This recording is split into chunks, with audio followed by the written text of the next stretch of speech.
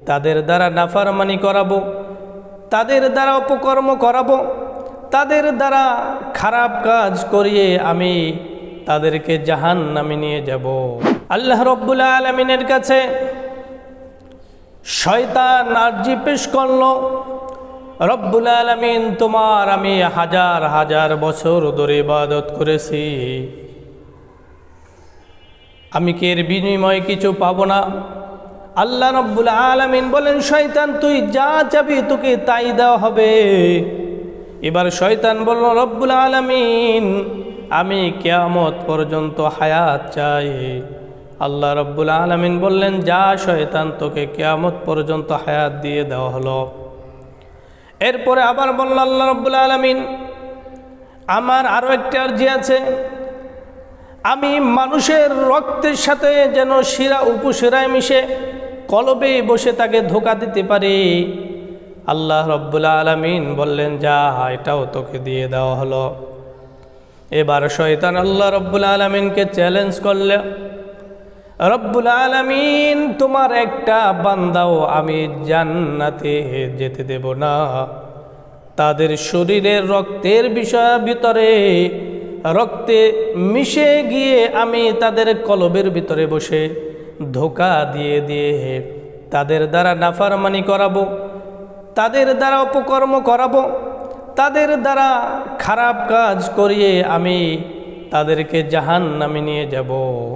আল্লাহ রাব্বুল আলামিনের সামনে যখন শয়তান চ্যালেঞ্জ ছুড়ে দিল, আল্লাহ রাব্বুল আলামিন এবার শয়তানকে ডাক দিয়ে বলল, শয়তান শোন, তুই যে গুনাহ করাবি আমার সাথে চ্যালেঞ্জ দাও, আমি আল্লাহ রাব্বুল আলামিন ক্ষমা করনেওয়ালা।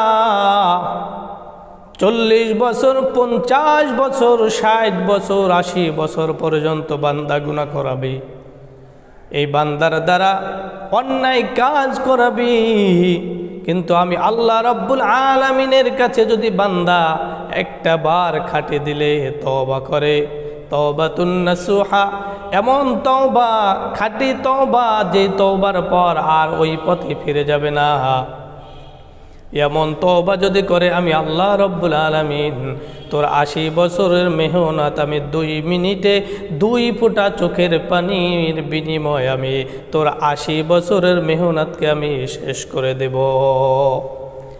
এজন্য আল্লাহ রাব্বুল আলামিন দোয়া শিখিয়ে দিয়েছেন, যখন গুনাহ করো সাথে সাথে আমি আল্লাহ রাব্বুল আলামিনের কাছে দোয়া করো, রব্বানা যালামনা আনফুসানা ওয়া ইল্লাম তাগফির লানা ওয়া তারহামনা লানাকুনান্না মিনাল খাসিরিন। এই দোয়া পরে যখন অনুতপ্ত লজ্জিত হয়ে বান্দা আল্লাহর কাছে দোয়া করবে, আল্লাহ রাব্বুল আলামিনের সমস্ত, আল্লাহ রাব্বুল আলামিন শয়তানের সমস্ত যে অপকর্ম তার অচোয়াচার মাধ্যমে করেছে, আল্লাহ রাব্বুল আলামিন নিমিষে শয়তান থেকে তাকে হেফাজত করে তার পিছনের সমস্ত গুনাহগুলোকে মাফ করে পুত পবিত্র হিসাবে আল্লাহ তাআলা বান্দাকে ঘোষণা করে দিবেন। সুবহানাল্লাহ। এজন্য আসুন আমরা শয়তান থেকে দূরে থাকি, শয়তানের ওয়াসওয়াসা থেকে দূরে থাকি। আল্লাহ রাব্বুল আলামিন আমাদের সকলকে শয়তানের ওয়াসওয়াসা থেকে, শয়তানের ধোঁকা থেকে আমাদের সকলকে হেফাজত করুন। আমিন।